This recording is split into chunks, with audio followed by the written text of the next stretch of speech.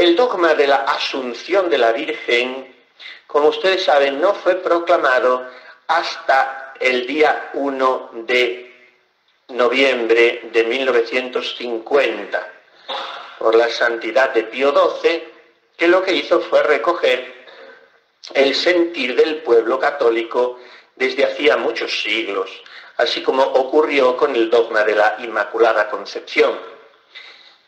Para el dogma de la Inmaculada venía empujando el pueblo hasta 1854, en que se proclamó, pues, por lo menos 3 siglos largos, 4 siglos largos antes. Pero en fin, ya venía debatiéndose, porque el mismo Santo Tomás de Aquino, con toda su sabiduría, no lograba entenderlo, porque él no aplicaba la redención preveniente, que es la que vino a aplicar Duns Scoto y la escuela franciscana. Pero el dogma de la verdad mariana, de la Asunción, es querida y creída en el pueblo cristiano antes aún que la de la Inmaculada. Tanto que la inmensa mayoría de las catedrales de Europa están consagradas a la Asunción, a Santa María. La inmensa mayoría de las abadías, sobre todo cistercienses, están consagradas a la Asunción. Y la Asunción tiene un lugar destacado en la liturgia, el 15 de agosto, desde siempre, como lo tiene también la Inmaculada, pero un poquito posterior. Pero hasta el año 50 no es dogma. Cuando a partir del año 50 es dogma, entonces se reforma la misa de la Asunción. Voy a parar a esto. Y se cambia el Evangelio. Y a mi modo de ver, no con mucho acierto, porque el Evangelio que había antes era sorprendente, pero era muy indicado.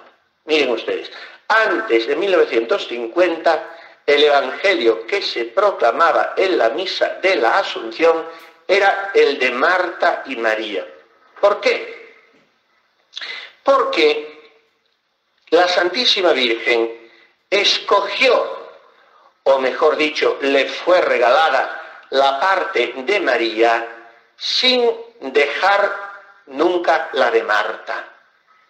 O sea, María es la absolutamente contemplativa, la totalmente adorante, la mujer inmersa en el misterio trinitario, y al mismo tiempo es, al decir de un franciscano, el autor de Stabat Mater, el italiano Jacopone di Todi, es la faccendiera del paradiso. María es la atareada del paraíso. María es la criatura humana más semejante a los ángeles, porque sin apartar un punto su contemplación de la gloria de Dios, al mismo tiempo es completamente solícita a las necesidades de sus hijos. María no se retiró al desierto tras la resurrección o tras Pentecostés, o sea, no se encerró en su celda, no se aisló, sino que hizo vida común con los discípulos, guardando con ellos los consejos evangélicos. De la mística ciudad de Dios, de la venerable Madre Ágreda.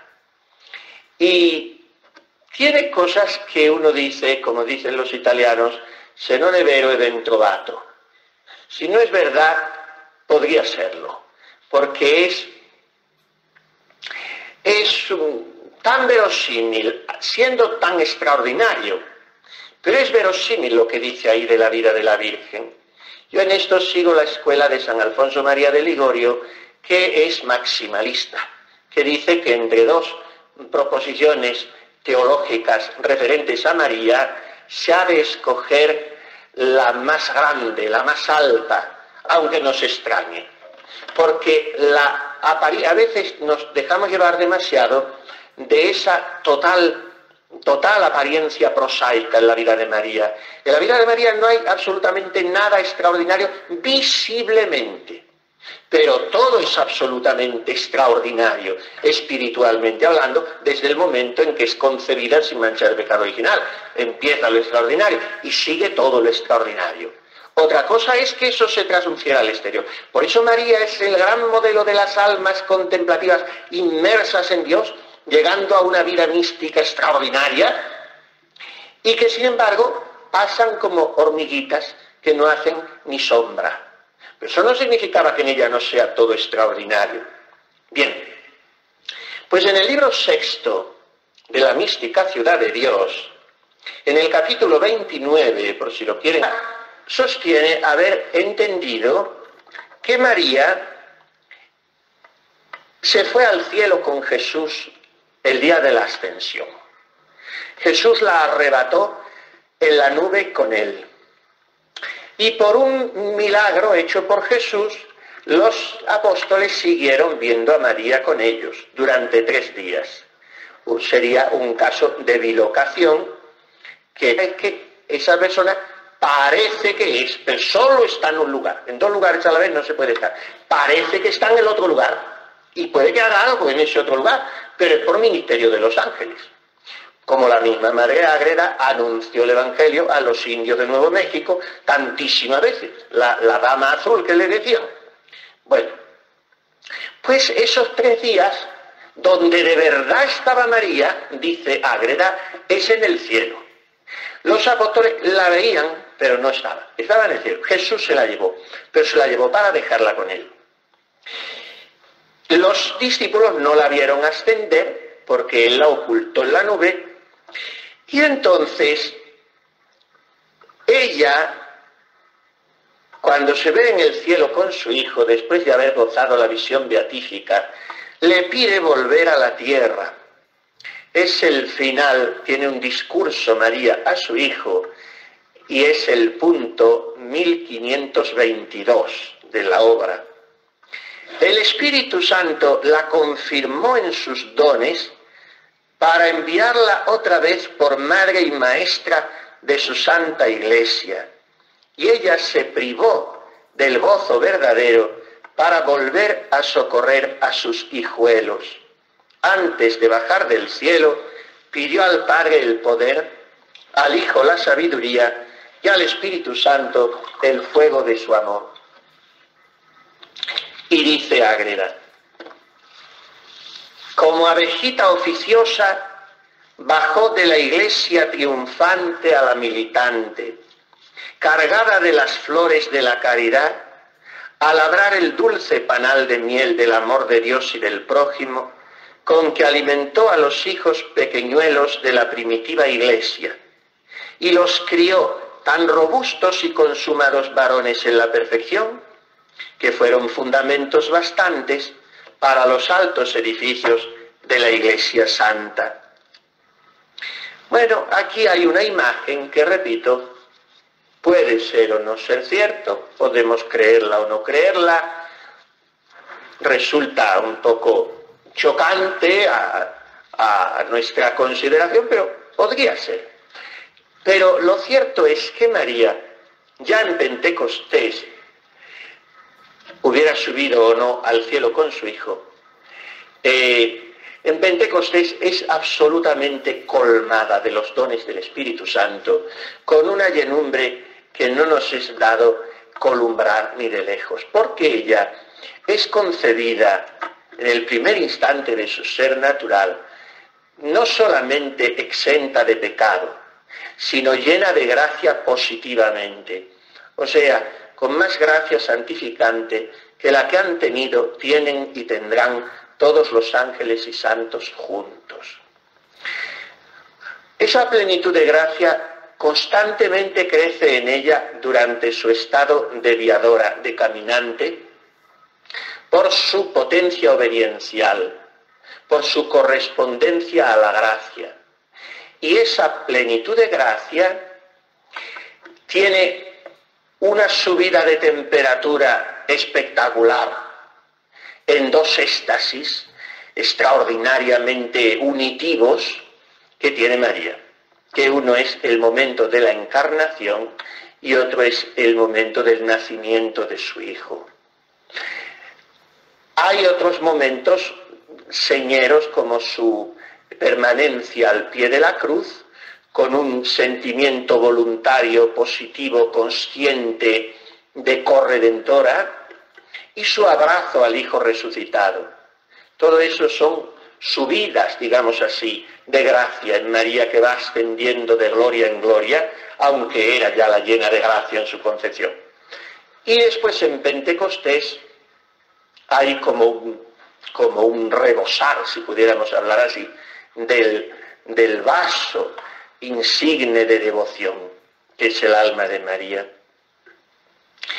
Pues ella abrazó la pobreza evangélica. Así vive después de Pentecostés, queriéndose quedar con los apóstoles.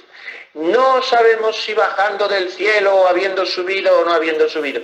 La cuestión es que ella está, no me gusta decir resignada, pero en fin, el sentimiento de orfandad que tiene, de estar sin su hijo, lo da, orfandad maternal, lo da por bien empleado con tal de servir de apoyo, de cohesión, de aliento, de impulso y estímulo para la iglesia naciente.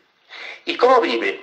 Abraza aún más ahora la pobreza evangélica, viviendo de lo que los apóstoles repartían a los fieles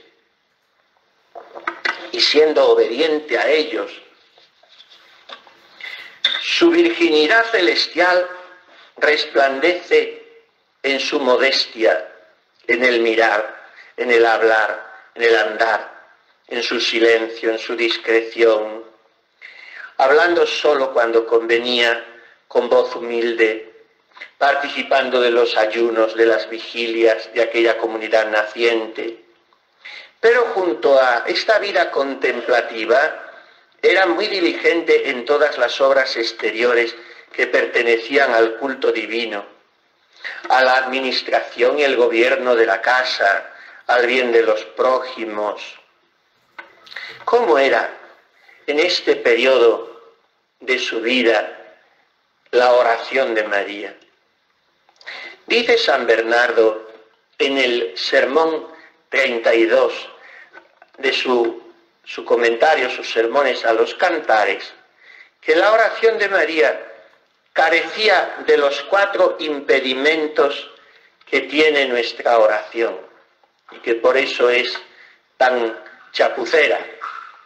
La oración de María carecía de la culpa que remuerde, del cuidado que punza, del sentido que codicia y del tropel de vanos pensamientos. Además, María tenía a punto de ejercicio las virtudes para orar. Y las principales virtudes para orar son la confianza en Dios, la humildad profunda y la caridad ardiente.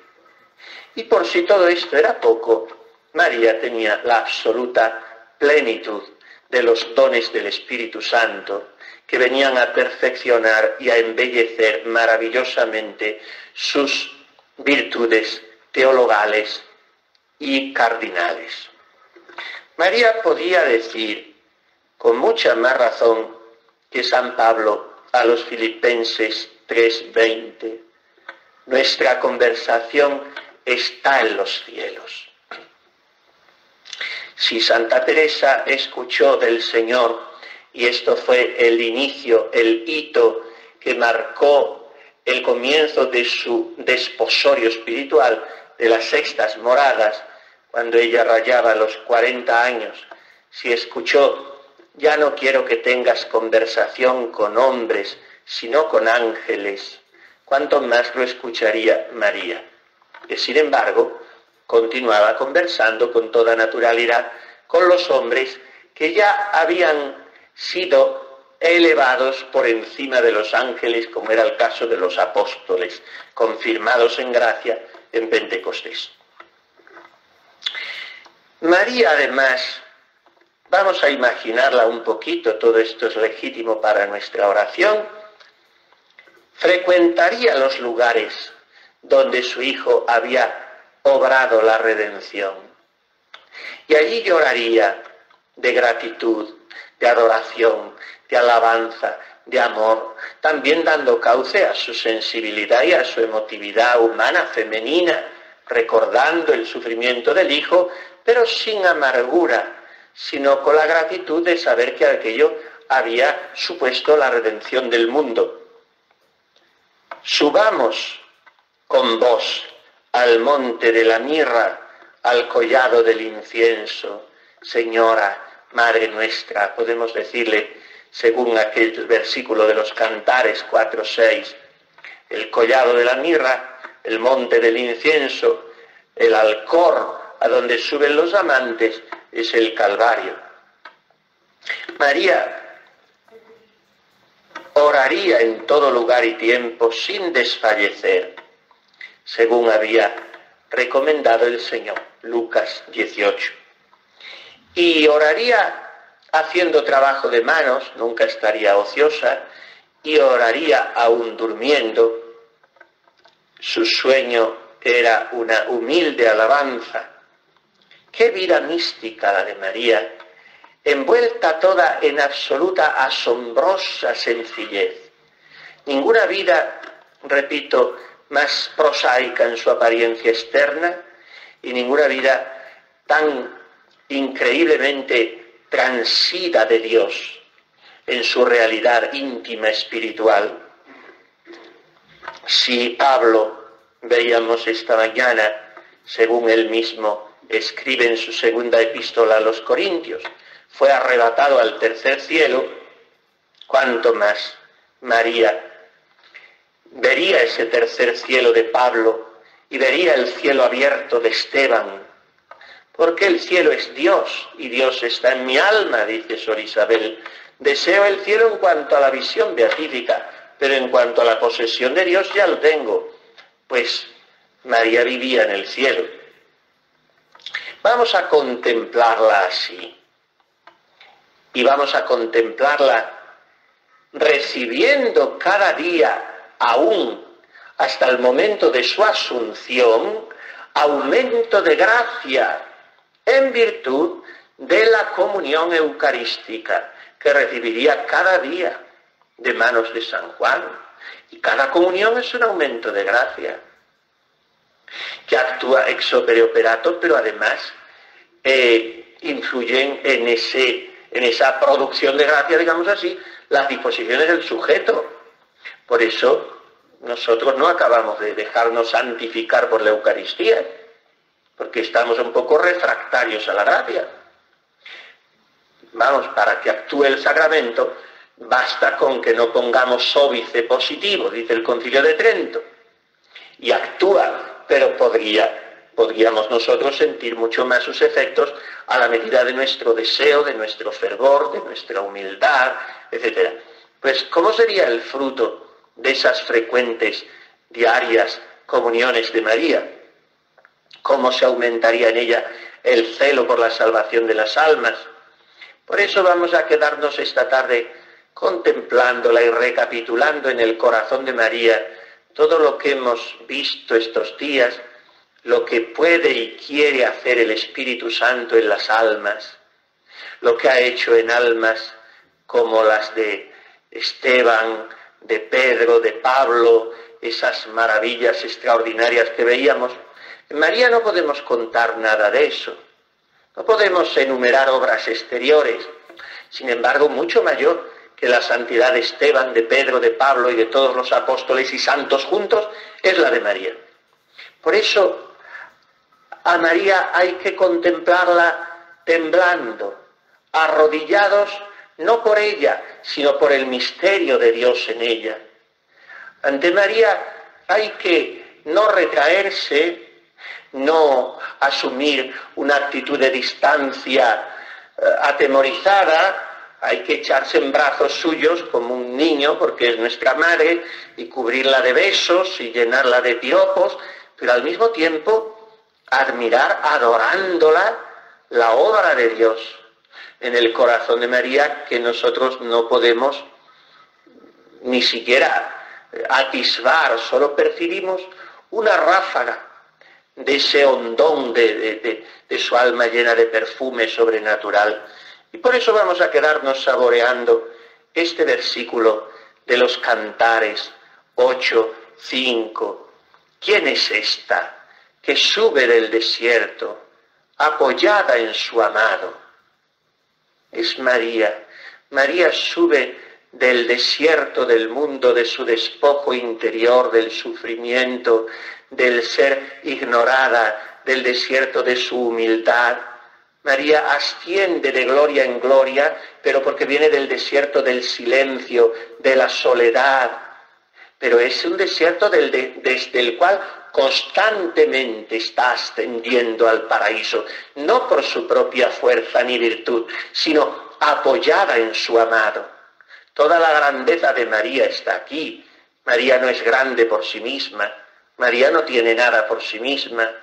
E incluso las virtudes de María las debe a la gracia preveniente que el Espíritu Santo de manera sobreabundante ha puesto en su inmaculado corazón.